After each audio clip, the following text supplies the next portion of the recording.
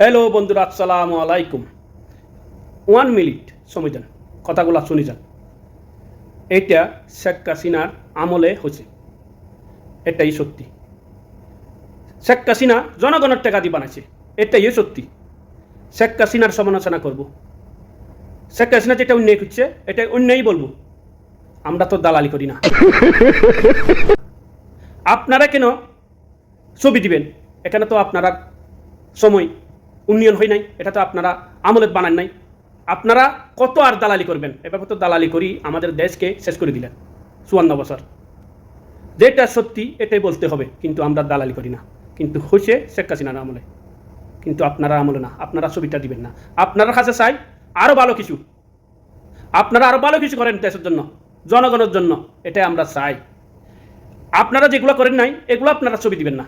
আপনারা আমলে উন্নয়ন হয়েছে এগুলো আমাদের বুঝাইতে চাইবেন না, জনগণেরও বুঝাইতে চাইবেন না। এখন জনগণ বেকুম নাই, অনলাইন জগৎ। মিথ্যা কথা আর ছড়াবেন না। আর কত মিথ্যা কথা ছড়াবেন? মিথ্যা কথা কোনো দিন টিকে না।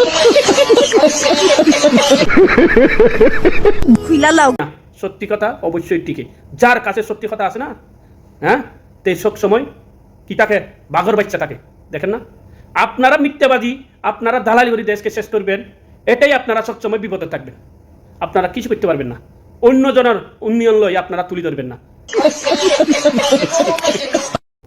আপনারা উন্নয়ন করেন, আপনারা তুলে ধরেন, এটা আমরা চাই। আপনারা ক্ষমতাতে আছেন, আলহামদুলিল্লাহ। আপনারা দেশকে উপহার দেন, আরো ভালো কিছু উপহার দেন, এটাই আপনারা দায়িত্ব।